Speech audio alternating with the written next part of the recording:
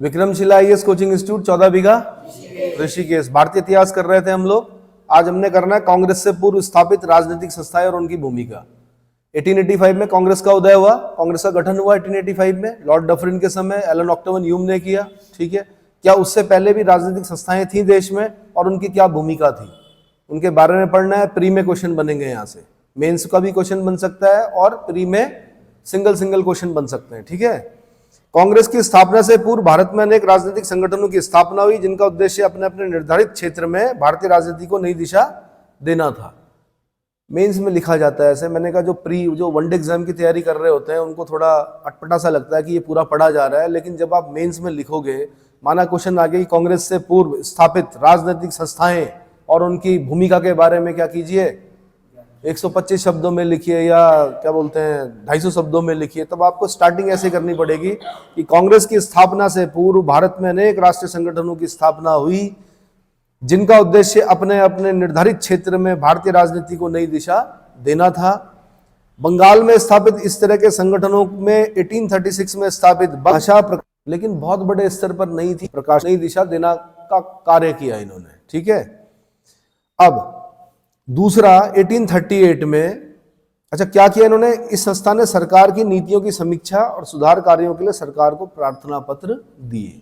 ठीक है, अब दूसरा 1838 में कलकत्ता में स्थापित लैंड होल्डर सोसाइटी, बड़ा कौन, लैंड होल्डर सोसाइटी भारत की प्रथम राजनीतिक संस्था थी। अब यहां से क्वेश्चन बनेगा प्री में, भारत की प्रथम राजनीतिक संस्था थी, आंसर आपने बोलना लैंड होल्डर सोसाइटी। संस्था का उद्देश्य जमींदारों के हितों की रक्षा करना था। भारत के हितों की रक्षा करना नहीं था, किसके हितों की रक्षा, नाम से पता लगा, लैंड होल्डर सोसाइटी, जमींदारों के हितों की रक्षा करना था। संस्था के अन्य प्रमुख नेता कौन थे, तो द्वारका नाथ टैगोर के जो सहयोगी थे प्रसन्न कुमार टैगोर या प्रसन्न कुमार ठाकुर। ठीक है, राजा राधाकांत देव, राजा यानी सामंत लोग थे, राजा राधाकांत देव। ठीक है, तो ये तीन नाम याद रखने, द्वारका नाथ टैगोर, प्रसन्न कुमार ठाकुर, राजा राधाकांत देव, लैंड होल्डर सोसाइटी भारत की प्रथम राजनीतिक संस्था। आगे 1843 में बंगाल ब्रिटिश एसोसिएशन की स्थापना हुई, किसकी, बंगाल ब्रिटिश एसोसिएशन की स्थापना हुई, कलकत्ता में हुई। कब हुई, 1843 में हुई, कलकत्ता में हुई बंगाल ब्रिटिश एसोसिएशन। इस संस्था की स्थापना द्वारका नाथ टैगोर इनकी भूमिका अग्रणी रही। इसमें संस्था ने अंग्रेजी शासन के अंतर्गत भारतीय जनता की वास्तविक स्थिति को जानने का प्रयास किया। इस संस्था के सदस्य अंग्रेज भी थे। अंग्रेज जो व्यक्ति था उसका नाम था जॉर्ज थॉमसन ने इस संस्था की एक बार अध्यक्षता की थी। तो आपने बोलना है बंगाल ब्रिटिश एसोसिएशन, जिसके संस्थापक या स्थापना करने में जो अग्रणी भूमिका थी वो द्वारका नाथ टैगोर की थी, कलकत्ता में स्थापित हुई थी, 1843 में हुई थी। इसमें वो अंग्रेज व्यक्ति कौन था जिसने अध्यक्षता की थी इसकी, कभी, जॉर्ज थॉमसन। ठीक है, फिर अगला 28 अक्टूबर यह एसोसिएशन की स्थापना हुई। इस संस्था के संस्थापक सदस्यों में, अब ये नाम याद करने पड़ेंगे, ये यूपीएससी का क्वेश्चन रहा है, यूपीपीसीएस में आया है, कई जगहों पर आया है। तो नंबर 1 राजेंद्र लाल मित्र, कौन, नंबर 2 राधाकांत देव, number 3 Devendra Nath Tagore, number 4 Harish Chandra Mukherjee. 4 option है ना। तो यूपीएससी ऐसे क्वेश्चन बनाती है, कितने लोग, 1 2 3 4, आंसर चारों, आंसर चारों संस्थापक थे, राजेंद्र लाल मित्र, राधाकांत देव, देवेंद्र नाथ टैगोर, हरीश चंद्र मुखर्जी। एसोसिएशन स्थापना 28 अक्टूबर 1851, कहां पर, कलकत्ता में। यह संस्था भारतीयों के लिए राजनीतिक अधिकारों की मांग को लेकर स्थापित हुई थी। ठीक है, अगला 26 जुलाई 1876 को सुरेंद्रनाथ बनर्जी और आनंद मोहन बोस ने इंडियन एसोसिएशन की स्थापना कलकत्ता में की।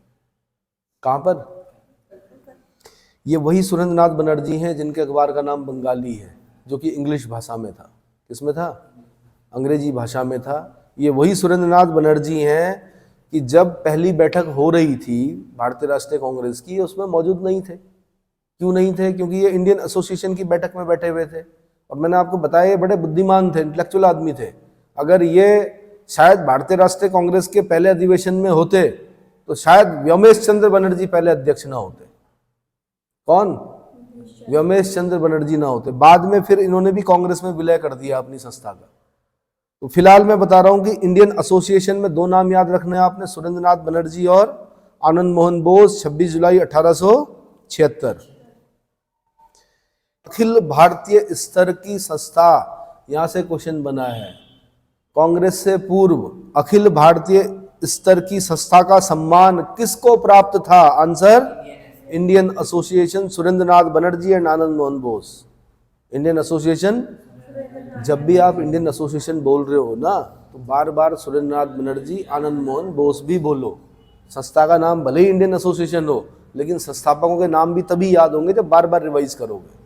ठीक है, चलो जी। इस संस्था ने सिविल सेवा परीक्षा प्रणाली में सुधार किया। सुधार की मांग को ले, ये वही व्यक्ति है, मैंने कहा था जब लिटन के समय में आईसीएस की आयु को कम कर दिया गया तो सुरेंद्रनाथ बनर्जी ने कहा कि अंग्रेज चाहते कि हमारे बच्चे थोड़ा देर से पढ़ते थे, वहां तक जो क्वालिफिकेशन थी या जो एज थी वहां तक नहीं पहुंच पाते थे। ब्रिटिशर्स के बच्चे जैसे होता ही है भाई, हिंदी माध्यम में बच्चा 4 साल में मेरे ख्याल से कब जाता है, कई पहाड़ में तो जब 5-6 साल का होता तब जाता प्राइमरी स्कूल में, और शहरों में क्या होता है 3 साल का बच्चा लेके जाते तो बोलते हैं ये तो बड़ा हो गया भाई, अब हम इसको प्ले ग्रुप में नहीं ले सकते।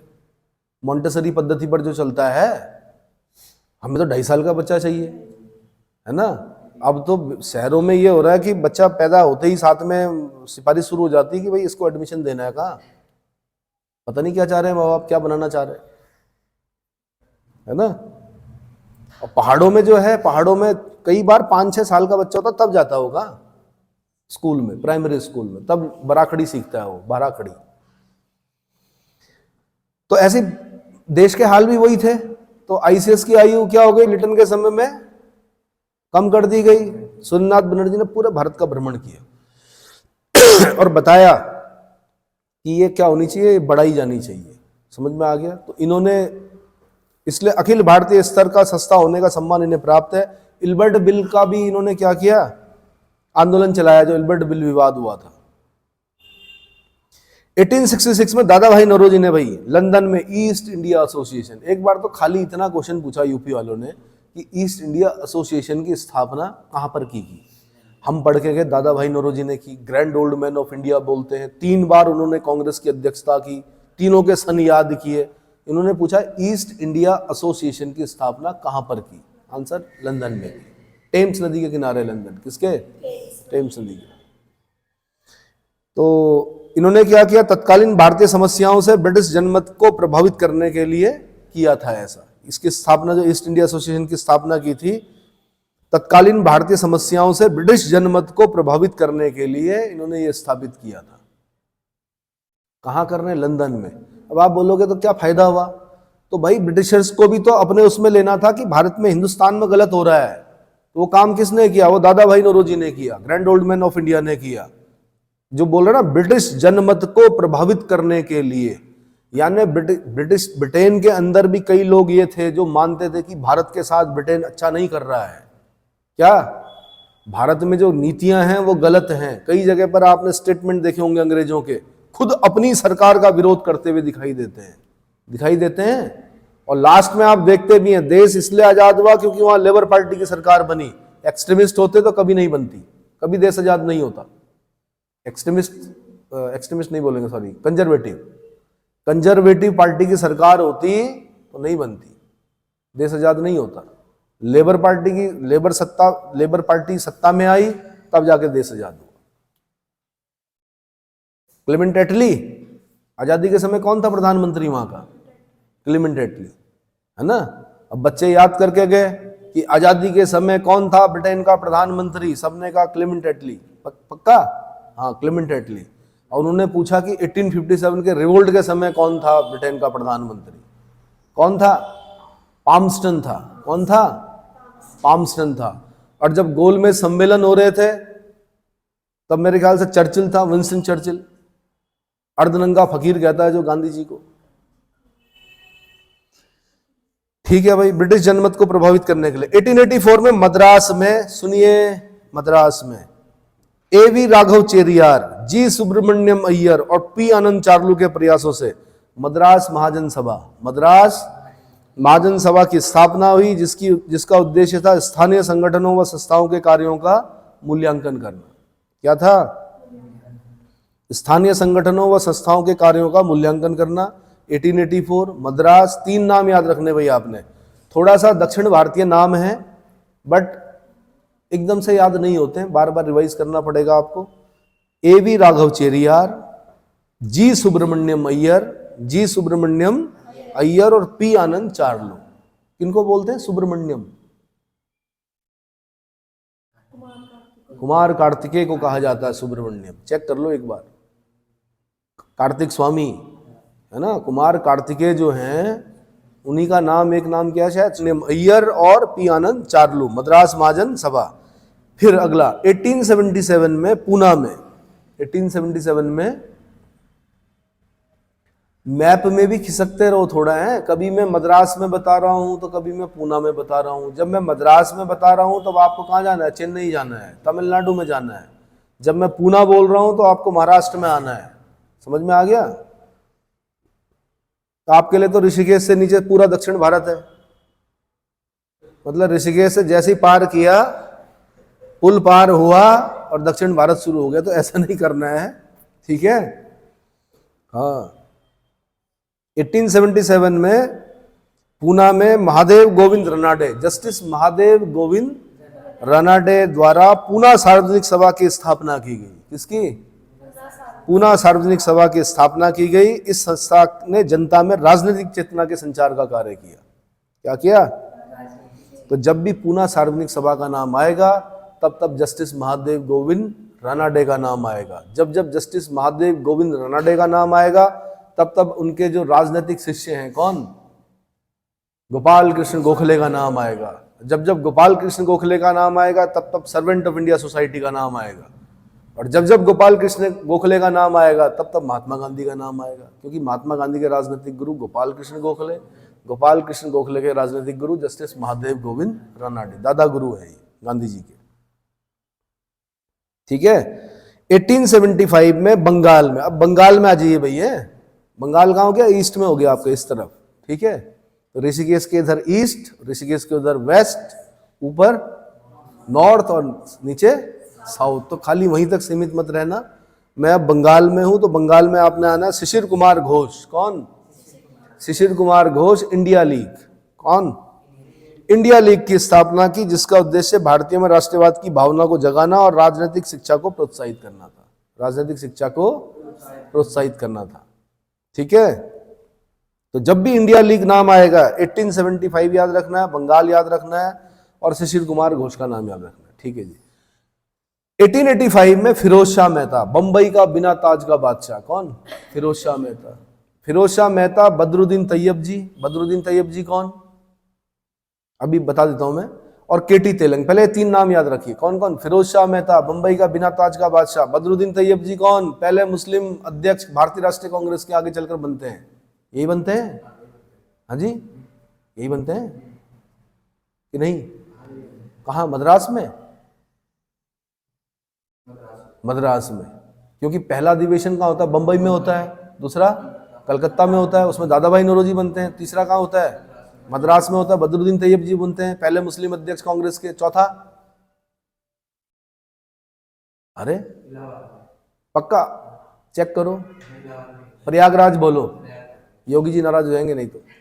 प्रयागराज बोलो, प्रयागराज। चलो, इलाहाबाद में हुआ, कौन थे अध्यक्ष? जॉर्ज ह्यूले, पहले अंग्रेज अध्यक्ष, ठीक है। अगला कहाँ हुआ? फिर बंबई में होता है भाई, फिर बंबई में होता है। कौन बनता है? William Wedderburn. चेक करो, चेक करो, किताब में लिस्ट होगी कांग्रेस की अधिवेशनों की और उनके अध्यक्षों की। अभी तो याद करना है आगे, अब यही नियति है। तो ठीक है भाई, फिलहाल 1885 में फिरोज शाह मेहता, बदरुद्दीन तैयब जी, केटी तेलंग के प्रयासों से बंबई प्रेसिडेंसी एसोसिएशन की स्थापना हुई। Bombay presidency association, Bombay presidency association की स्थापना हुई। 1883 में कलकत्ता में इंडियन एसोसिएशन, कलकत्ता में इंडियन एसोसिएशन ने नेशनल कॉन्फ्रेंस नामक एक अन्य अखिल भारतीय संगठन का सम्मेलन आयोजित किया? 1883 में कलकत्ता में इंडियन एसोसिएशन, किसका इंडियन एसोसिएशन? सुरेंद्र नाथ बनर्जी, आनंद मोहन बोस। तो नेशनल कॉन्फ्रेंस क्या? अब ये यूपीएससी का क्वेश्चन है भाई, क्या है? यूपीएससी का क्वेश्चन है। 1883 में कलकत्ता में इंडियन एसोसिएशन ने नेशनल कॉन्फ्रेंस नामक एक अन्य अखिल भारतीय संगठन का सम्मेलन आयोजित किया। इसी नेशनल कॉन्फ्रेंस में रहते हैं सुरेंद्रनाथ बनर्जी, बिजी, इसीलिए वो कांग्रेस के पहले सम्मेलन में नहीं आ पाते।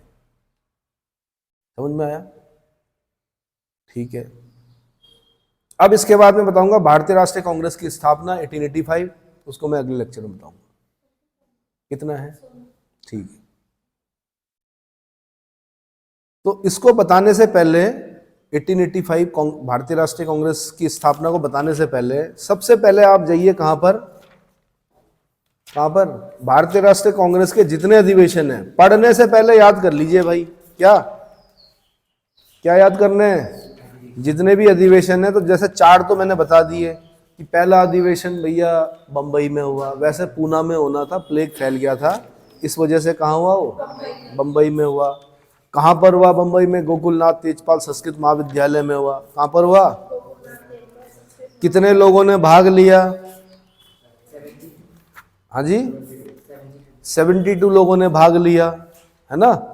कितने? अब ये आगे आगे बढ़ते संख्या बढ़ती जाएगी फिर ये, ठीक है। और उसमें से अधिकतर कौन है?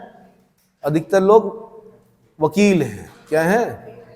दूसरा अधिवेशन 1886 में हुआ, कलकत्ता में हुआ, दादा भाई नौरोजी बने। तीसरा अधिवेशन मैंने कहा आपको मद्रास में हुआ। याद करने का तरीका, बदरुद्दीन तैयब जी पहले मुस्लिम अध्यक्ष, ठीक है। चौथा अधिवेशन इलाहाबाद में हुआ, प्रयागराज बोलिए उसे, इसमें कौन है? George Yule. 5वां अधिवेशन फिर बंबई, फिर मतलब ऐसा चलता है। देखो पहला 4 याद कर लो, बंबई, कलकत्ता, मद्रास और इलाहाबाद। बंबई, कलकत्ता, मद्रास और प्रयागराज या इलाहाबाद। फिर चलता है बंबई, कलकत्ता, नागपुर, इलाहाबाद। मद्रास में नहीं होता है, फिर कहाँ होता है? नागपुर में। तो पहले 8 तो याद कर ही सकते हो आराम से। नाम कैसे याद करने? व्योमेश चंद्र बनर्जी, दादा भाई नौरोजी, पहला था बंगाली, दूसरे थे पारसी। जो दादा भाई नौरोजी वो क्या है? पारसी है। तीसरे हैं मुस्लिम, बदरुद्दीन तैयब जी। चौथा है अंग्रेज, जॉर्ज यूले। 5वां भी आयरिश अंग्रेज है, विलियम वेडरबर्न, ठीक है। उसके बाद बनते हैं फिरोज शाह मेहता, बंबई के बिना ताज के बादशाह। कौन? फिरोज शाह मेहता। फिर बनते हैं पी आनंद चार्लू, फिर व्योमेश चंद्र बनर्जी। फिर कौन? व्योमेश चंद्र बनर्जी। तो व्योमेश चंद्र बनर्जी एक बार बनते हैं 1885 में और एक बार बनते हैं 1892 में। कब बनते हैं? 1892 में, ठीक है भाई। तो जरा व्योमेश चंद्र बनर्जी को और जगह ढूंढिए, कहीं WC बनर्जी और जगह दिख रहे हैं? तो 2 बार अध्यक्षता, देखो जिन्होंने 2 बार अध्यक्षता की, जिन्होंने 3 बार अध्यक्षता की, उनको हाईलाइट कर दीजिए, हाईलाइटर दीजिए भाई। जिन्होंने 2 बार अध्यक्षता की उनके नाम हाईलाइट करने हैं आपने, और जिन्होंने 3 बार अध्यक्षता की उनको तो करना ही। जैसे दादा भाई नौरोजी हैं, दादा भाई नौरोजी आपको 1886 में दिखेंगे, फिर 1893 में दिखेंगे, फिर 1906 में दिखेंगे। कहाँ दिखेंगे? एक बार 1886 कलकत्ता में दिखेंगे, फिर आपको लाहौर में दिखेंगे 1893 में। कहाँ? लाहौर में दिखेंगे। और फिर कहाँ दिखेंगे? कलकत्ता में। तो इनका आंकड़ा कैसे याद करना है आपने? 869306, 869306, यानी 1886, 1893 और 1906। क्लियर हो गया? अरे भाई क्लियर हो गया? तो इसमें जो सबसे इंपॉर्टेंट वाले हैं वो बता देता हूं मैं कि कौन कौन से याद करने हैं। एक आपने सुरेंद्रनाथ बनर्जी वाला याद करना है आपने, ये बने 11वां था 1895 में। सुरेंद्रनाथ बनर्जी, पूना अधिवेशन था ये। क्या था? पूना अधिवेशन, ठीक है। फिर आपने याद करना है कौन से? सुरेंद्रनाथ बनर्जी का फिर दूसरी बार याद करना है आपने 1902। कहाँ पर? अहमदाबाद। एक बार पूना में बने, एक बार अहमदाबाद में बने, ठीक है। 1902 याद रहेगा। 1895 और 1902। फिर आपने 1905 वाला याद करना है, गोपाल कृष्ण गोखले, वाराणसी। 1905 गोपाल कृष्ण गोखले वाराणसी, फिर 1906 दादा भाई नौरोजी कलकत्ता, फिर 1907 रास बिहारी घोष सूरत। यहां पर स्प्लिट होती है, दरअसल सूरत स्प्लिट बोलते हैं 1907। यहां पे गर्मपंथी नरमपंथी दोनों क्या हो जाते हैं, अलग हो जाते हैं, लड़ाई होती है अंदर अध्यक्ष पद को लेकर। बहुत लंबे समय से नरमपंथी ही अध्यक्ष बन रहे थे, ठीक है। एक्सट्रीमिस्ट चाहते थे इस बार अध्यक्ष हमारा बने, तो वो 1906 में चाह रहे थे, तब तक बन गए दादा भाई नौरोजी। अब Dadabhai Naoroji grand old man of India, उनका सम्मान कौन, नरमपंथी भी करते थे गर्मपंथी भी करते थे, तो वो चुप रहे गर्मपंथी। 1907 में रहा नहीं गया उनसे, उन्होंने फिर दोबारा किसको बना दिया, नरमपंथी को बना दिया। उन्होंने कहा भाई हमारा अध्यक्ष कब बनेगा, उग्र विचार वालों का कब बनेगा, विचारों के उग्रवादी हैं वो, किसके विचारों में उग्रवादी। उन्होंने कहा हमारा अध्यक्ष कब बनेगा भाई, फिर चले, फिर एक दूसरे पर फेंके गए सामान। समझ में आ गया। तो रास बिहारी घोष, फिर महामना मदन मोहन मालवीय 1909 लाहौर। जब मिंटो मॉर्ले सुधार हुआ तो 1909 में लाहौर में एक अधिवेशन हुआ, उसमें महामना मदन मोहन मालवीय क्या बने, अध्यक्ष बने, ठीक है। एक आपने पांचवा अध्यक्ष जो पढ़ा था विलियम वेडरबर्न, वो बंबई में भी बना 1889 में, और विलियम वेडरबर्न 1910 में भी बना इलाहाबाद में। कहां पर, इलाहाबाद में भी बना, ठीक है भाई। अच्छा एक ऊपर में बताना भूल गया आपको, 1896 याद करना आपने, रहमतुल्लाह सयानी कलकत्ता अधिवेशन। इसके सामने लिखना आपने, यहां पर वंदे मातरम गाया गया पहली बार। क्या गाया गया, 1896 रहमतुल्लाह सयानी। इसने तो MA सयानी लिखा हुआ, लेकिन उनका नाम है रहमतुल्लाह सयानी। क्या है, रहमतुल्लाह सयानी कलकत्ता। यहां पर पहली बार वंदे मातरम गाया गया था। किस, वंदे मातरम कहां मिलता है भाई, कहां मिलता है वंदे मातरम, वंदे मातरम सुजलाम सुबलाम मलयज शीतलाम सस्य श्यामला मातरम वंदे मातरम। अरे भाई आनंद मठ है, आनंद मठ किसने लिखी, बंकिम चंद्र चटर्जी ने लिखी, चट्टोपाध्याय ने लिखी, बंकिम चंद्र चटर्जी या चट्टोपाध्याय ने लिखी। उसमें क्या लिखा उन्होंने, सन्यासी विद्रोह के बारे में लिखा। सन्यासी विद्रोह कहां पर हुआ था, बंगाल में हुआ था। तीर्थ यात्रा कर लगा दिया था, अकाल पड़ा हुआ था, सन्यासियों ने विद्रोह कर दिया। क्या कर दिया, वैसे भी जब धर्म के साथ छेड़छाड़ होगी तो कौन युद्ध करेंगे, धर्म युद्ध कौन करेगा, नागा करेंगे हमारे, कौन करेंगे, नागा साधु। तो उन्होंने विद्रोह कर दिया। उन्होंने कहा ऐसे कैसे भाई, हमारे तीर्थों पर जाने से हमें कैसे रोक सकते हो। तो वंदे मातरम वहां पर लिखा हुआ गाना किसने, बंकिम चंद्र चटर्जी ने गाना लिखा हुआ वंदे मातरम। समझ में आ गया, आनंद मठ से लिया गया, यही है, ठीक है। फिर आपने 1911 याद करना है। अब आप कहेंगे 1911 में ऐसा क्या हुआ, तो 1911 में पहली बार राष्ट्रगान गाया गया। नेशनल एंथम जो है, नेशनल सॉन्ग हो गया वंदे मातरम, नेशनल एंथम जो हो गया वो क्या हो गया, जन गण मन अधिनायक जय है ना। किसने लिखा, रविंद्रनाथ टैगोर, गुरुदेव रविंद्रनाथ टैगोर ने लिखा। किसने लिखा, गुरुदेव रविंद्रनाथ टैगोर ने लिखा, ठीक है। बल्कि इनको नोबेल पुरस्कार भी मिला गीतांजलि के लिए 1913। पहले भारतीय जिन्हें नोबेल के साहित्य के नोबेल पुरस्कार से सम्मानित किया गया। किसके लिए, गीतांजलि के लिए, है ना। गीतांजलि का जब इंग्लिश में अनुवाद किया तो किस नाम से हुआ, किस नाम से हुआ, तो जन गण मन सबसे पहले कब गाया गया, 1911 में गाया गया।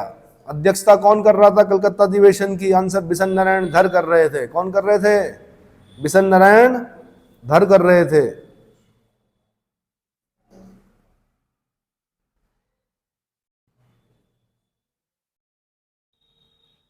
हो गया, morning song of India, song song offerings, अच्छा सॉन्ग ऑफरिंग्स। उसके बाद आपने आना है दिसंबर 1916 में, दिसंबर 1916 में लखनऊ पैक्ट होता है भाई। क्या होता है, गर्मपंथी नरमपंथी दोनों क्या हो जाते हैं, मिल जाते हैं। मुस्लिम लीग कांग्रेस एक हो जाती है, क्योंकि मुस्लिमों को भी क्या करना था, खिलाफत मूवमेंट चलाना था, जरूरत पड़ रही थी सहयोग की। तो लखनऊ पैक्ट हुआ, दो काम हुए, एक तो कांग्रेस और मुस्लिम लीग एक हो गए, उन्होंने कहा मिलके करेंगे भाई, अब जो भी करेंगे। दूसरा गरमपंथी नरमपंथी एक हो गए, है ना। अध्यक्षता कौन कर रहा था? अंबिका चरण मजूमदार कर रहा था। ये पुरुष हैं, कई लोग इसको महिला समझ लेते हैं। अंबिका चरण मजूमदार ये पुरुष हैं। 3 ही महिलाएं पढ़ेंगे हम खाली पूरे इसमें अधिवेशन में। 3 महिलाओं ने अध्यक्षता की थी। एक अब करेगी 1917 याद करना आपने। कलकत्ता अधिवेशन जब आपसे पूछेगा पहली भारतीय राष्ट्रीय कांग्रेस की पहली महिला अध्यक्ष, तो आपने बोलना है एनी बेसेंट। कौन? आयरिश महिला थी, आयरलैंड की थी, है ना, एनी बेसेंट। दिसंबर 1917 कलकत्ता में। फिर आपको एक महिला मिलेगी 25 में, दिसंबर 1925 में सरोजनी नायडू। जब पूछेगा कि भारतीय राष्ट्रीय कांग्रेस की पहली भारतीय, क्या पूछेगा, भारतीय महिला कौन थी, तब आपने बोलना नाइटिंगेल ऑफ इंडिया, भारत कोकिला सरोजनी नायडू। बहुत विद्वान विदुषी महिला जिन्हें बोलते हैं। कौन? सरोजनी नायडू। यूएनओ में भी गई है। आगे चलकर जब देश आजाद हुआ तो यूएनओ में इन्होंने भाषण दिया। तो दिसंबर 1925 में कौन? सरोजनी नायडू। कहाँ? कानपुर। कहाँ? कानपुर। और एक आपको नेली सेन गुप्ता देखेगी 1933, कहाँ पर? कलकत्ता अधिवेशन 1933। नेली सेन गुप्ता कहाँ पर? कलकत्ता अधिवेशन, नेली सेन गुप्ता। 3 महिलाएं याद करनी, एनी बेसेंट, दूसरी करनी सरोजनी नायडू, तीसरी करनी नेली सेन गुप्ता। क्लियर हो गया? ठीक है। फिर आपसे पूछेंगे यार पूरा 1919 से लेके 1947 तक गांधी युग, गांधी जी ने अध्यक्षता नहीं की क्या? एक बार की खाली। क्या की? 1924 में महात्मा गांधी बेलगाम कर्नाटक। कहाँ? बेलगाम कर्नाटक। समझ में आया? यहां पर अध्यक्षता की महात्मा गांधी ने। कौन सा अधिवेशन था ये? 39वां था। कौन सा था? अब गांधी जी हैं तो कुछ भी पूछ सकते हैं भाई। तो 39वें अधिवेशन की अध्यक्षता की। कौन सा अधिवेशन की? 39वें। कब की? 1924 में की। कहां पे की? बेलगाम में की। बेलगाम कहां पड़ता है? कर्नाटक में पड़ता है। क्लियर हो गया?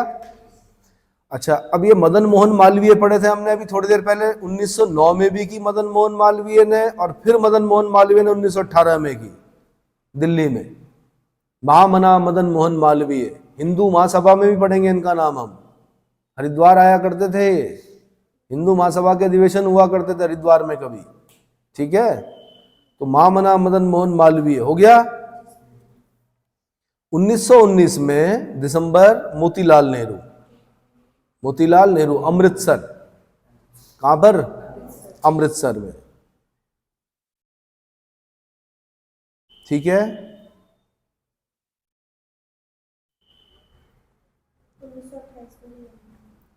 1928 में भी मोतीलाल नेहरू, कलकत्ता अधिवेशन। ठीक है। अब देखो एक इंपॉर्टेंट हो गया 1922 का गया अधिवेशन, चित्तरंजन दास। कौन? देशबंधु चित्तरंजन दास। देशबंधु चित्तरंजन दास। क्यों इंपॉर्टेंट हो गए सीआर दास? गया अधिवेशन। गया फाल्गु नदी के किनारे बिहार में है। पितरों का तर्पण किया जाता है यहाँ पर। क्या किया जाता है? अपने पितरों को अगर तर्पण देना है तो कहाँ दिया जाता है? गया में। ठीक है। अब चित्तरंजन दास इसलिए इंपॉर्टेंट हो गए, इन्होंने, मैंने आपको पहले ही बता दिया था, इन्होंने कहा हम इलेक्शन लड़ेंगे, विधानसभाओं में प्रवेश करेंगे, और जो विरोध हम सड़कों पर कर रहे हैं उस विरोध को हम कहाँ विधायिकाओं तक लेकर जाएंगे। इनका जो वो था प्रस्ताव वो गिर गया, इन्हें त्यागपत्र देना पड़ा। किन्हें? चित्तरंजन दास को। और तब इन्होंने कांग्रेस खिलाफत स्वराज पार्टी का गठन किया। किसके साथ मिलकर? मोतीलाल नेहरू के साथ मिलकर। ठीक है। अगला नाम याद करना आपने, जवाहरलाल नेहरू। 1929 लाहौर अधिवेशन, पूर्ण स्वराज का नारा दिया भाई। क्या दिया? पूर्ण स्वराज का नारा दिया। 1931 बड़ा इंपॉर्टेंट, वल्लभ भाई पटेल कराची अधिवेशन। कौन सा अधिवेशन? कराची अधिवेशन। अब ये क्यों इंपॉर्टेंट होता है कराची अधिवेशन? मूल अधिकार, फंडामेंटल राइट्स पर जो काम चलता है कांग्रेस के अंदर वो किस अधिवेशन में होता है? कराची अधिवेशन में। और उसके अध्यक्ष कौन है? प्रस्ताव पारित होता ना मूल अधिकारों पर, तो वो है सरदार वल्लभ भाई पटेल। 1931 कराची अधिवेशन। क्लियर हो गया? ठीक है। अच्छा जी, राजेंद्र प्रसाद जी बनते हैं 34 में, फिर 35 में राजेंद्र प्रसाद। जवाहरलाल नेहरू देखिए फिर 1936 में दिखते हैं आपको। कहाँ? अरे भाई जवाहरलाल नेहरू कहाँ दिखते हैं? 1936 कहाँ है? लाहौर है भाई, लाहौर में। ये यंग लड़के हैं उस समय के। 36 में आपको जवाहरलाल नेहरू दिखेंगे, 38 में आपको हरिपुरा गुजरात में सुभाष चंद्र बोस दिखेंगे, फिर 39 में आपको 39 में फिर त्रिपुरी मध्य प्रदेश, जबलपुर डिस्ट्रिक्ट मध्य प्रदेश में फिर सुभाष चंद्र बोस दिखेंगे। ये कहानी बता रखी मैंने आपको, त्रिपुरी संकट बोलते हैं इसको।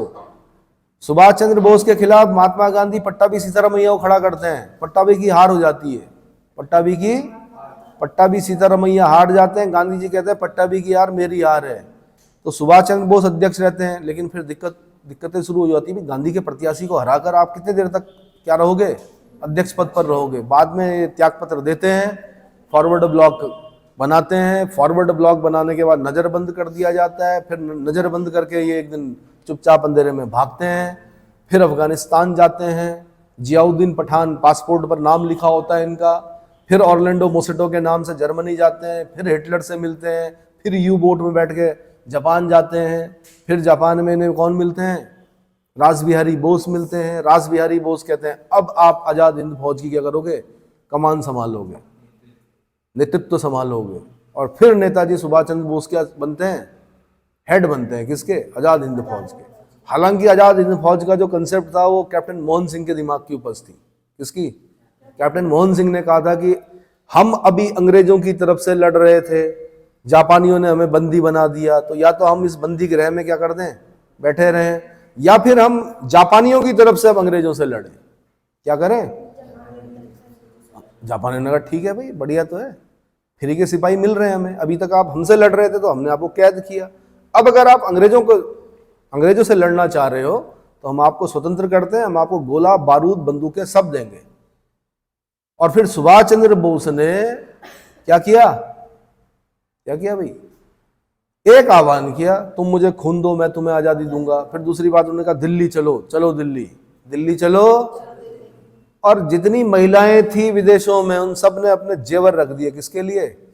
नेताजी के लिए। और उन जेवरों से फिर हथियार खरीदे गए, फिर आजाद हिंद फौज के लोगों को दिए गए। आजाद हिंद फौज के लोग कहां तक पहुंच गए? Andaman Nicobar, north east. अब देश आजाद हो गया है ना। तो देश की आजादी में मैंने कहा कि आजाद हिंद फौज, ब्रिटिशर्स की समझ में आ गया था कि अब हम टिकने वाले नहीं है। वो तो दुर्भाग्य से जापान में हिरोशिमा नागासाकी में बम पड़ गया, उस वजह से पीछे सप्लाई चेन टूट गई, बंद हो गई, वरना आजाद हिंद फौज अंदर भारत तक क्या कर रही थी? समझ में आ रहा है?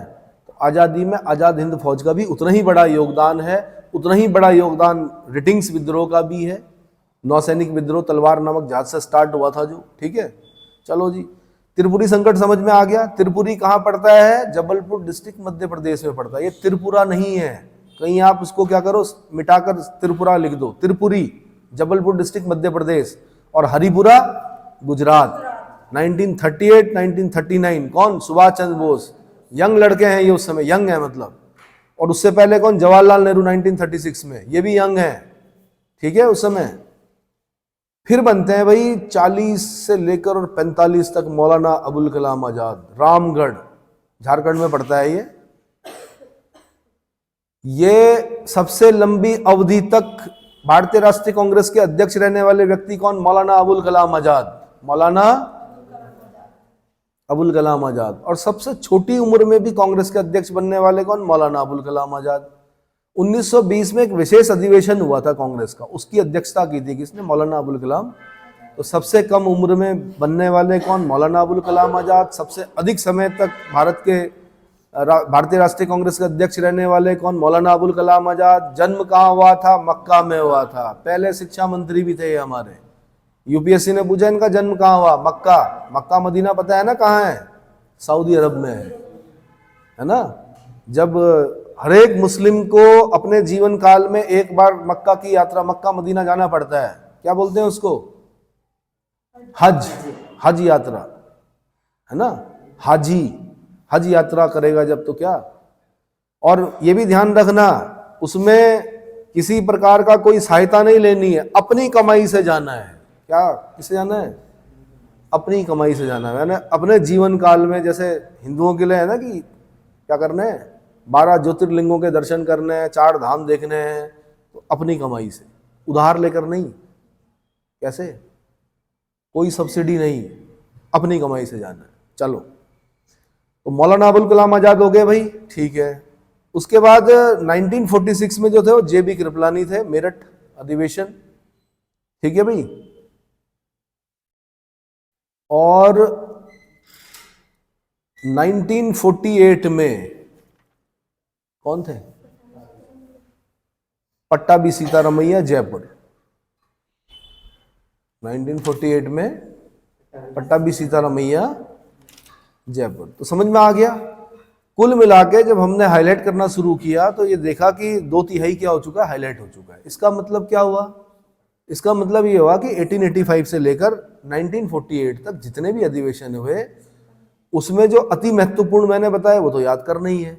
जैसे 3 बार दादा भाई नौरोजी बन गए, 1886, 1893, 1906, तो याद करना ही करना है। जो 2-2 बार बने वो भी याद करना है। 3 महिलाएं याद करनी है। कहीं वंदे मातरम गाया गया, याद करना है। कहीं पर क्या हुआ, नेशनल एंथम गाया गया, राष्ट्रगान गाया गया, वो भी याद करना, अध्यक्ष भी याद करना है। साथ में तो ये यहाँ तक पूछा गया, उत्तर प्रदेश वालों ने तो अति की, उन्होंने तो यहाँ तक पूछा कि किस अधिवेशन में हाथ से कुटा चावल और ये दिया गया, और क्या क्या बाहर एक मतलब झोपड़ों में हुआ, हाथों से बने हुए जो झोपड़े थे उसमें हुआ अधिवेशन। इन्हीं में से एक अधिवेशन कोई कहाँ हुआ होगा? गांधी जी की सोच थी ना वो, कि भाई कहाँ होना चाहिए, अपने हाथों से बने हुए जो वो होते हैं हट टाइप के, वहां होगा। हाथ से कुटा हुआ चावल दिया जाएगा खाने के लिए, है ना। कहीं पर बोला गया भाई अब खादी पहनना अनिवार्य है। वो कौन सा अधिवेशन था जहां पर खादी अनिवार्य कर दी गई? ड्रेस कोड बन गया नेताओं का, कांग्रेसी नेताओं का, क्या कि खादी ही पहनना है। क्या पहनना है? तो तब आगे बताऊंगा मैं, फिलहाल इसमें मैं इतना ही बता रहा। कितना हो गया टाइम? ठीक है, इसमें इतना ही बता रहा हूँ, फिर मैं कांग्रेस के बारे में पूरा बताऊंगा इसमें।